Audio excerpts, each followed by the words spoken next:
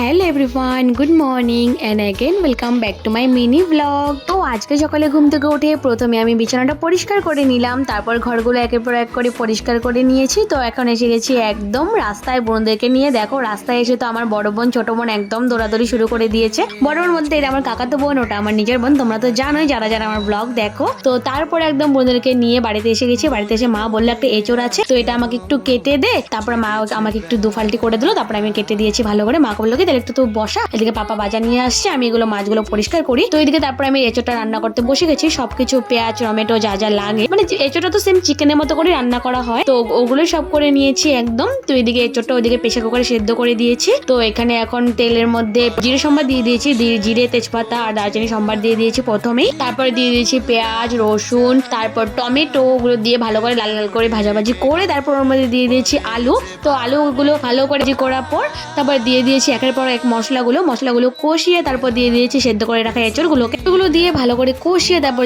দিয়ে দিয়েছি জল টল দিয়ে তারপর এসে গেছি রাস্তায়। ওটা কতটা ফুটতে ফুটতে এদিকে আমি বড়ি মাখা করে ফেলেছি, এদিকে ভাগ্নি আর আমি বসে গেছি এখন বড়ি মাখা খেতে। এতটা টেস্টি লাগছিল, রাস্তায় বসে বসে দুজন মিলে গল্প করছিলাম আর বড়ি মাখা খাচ্ছি এখন। তারপর বড়ি মাখা টাকা খেয়ে ওইদিকে ভাগ্নিও চলে গেল। আজকে রোদটা ভীষণ উঠেছিল, যেহেতু আজকে সানডে, তাই বাবা যাচ্ছে নদীতে। তো ওইদিকে দেখো আমি কতটা এক্সাইটেড, আজকে অনেক দিন পর নদীতে যাচ্ছি। তো এদিকে বুনু এদিকে তো আমি পুরো ডান্স করা শুরু করে দিয়েছি। তো দেখো একদম এসে গেছি নদীটা, এদিকে দেখো নদীতে এখন নতুন বান হচ্ছে, ওখানে বুনু মাটি নিচ্ছে। মা বলেছে একটু মাটি নিয়ে যেতে, ফুল গাছ লাগাবে। এদিকে দেখো বুনু বসে গেছে, দেখো বানটা বেশ বড় হচ্ছে এদিক থেকে একদম। তো এদিকে সেদিকে এখানে গঙ্গা পুজো হয়েছে, তো ওখানে ঠাকুরকে প্রণাম করে আবার নেমে গেলাম নদীতে স্নান করার জন্য। তো দেখো বুনু তো নদীতে এসে ভীষণ খুশি, আমরা 3 জন এসেছিলাম আর এসেছিল পাপা 4 জন। তো ওইদিকে বুনু তো দেখো দৌড়াদৌড়ি শুরু করে দিয়েছে একদম, এখানে বুনুও ভীষণ খুশি, আমি অনেকটা খুশি। তো তারপর বললাম চল একটা শট নেওয়া যাক। তো দেখো এগুলো কি করেছি, আমরা মিনি দীঘা বানিয়ে দিয়েছি এগুলো আমাদের এই ছোট নদীটাতে এসে। তো এখানে এসে অনেকটা এনজয় করেছি, স্নান করেছি। তোমাদের এই মিনি ব্লগটা কেমন লেগেছে কমেন্টে জানিও, যদি ভালো লেগে থাকে লাইক কমেন্ট সাবস্ক্রাইব শেয়ার করে দিও। তো আজকের এই মিনি ব্লগটা এই পর্যন্তই থাক, তোমরা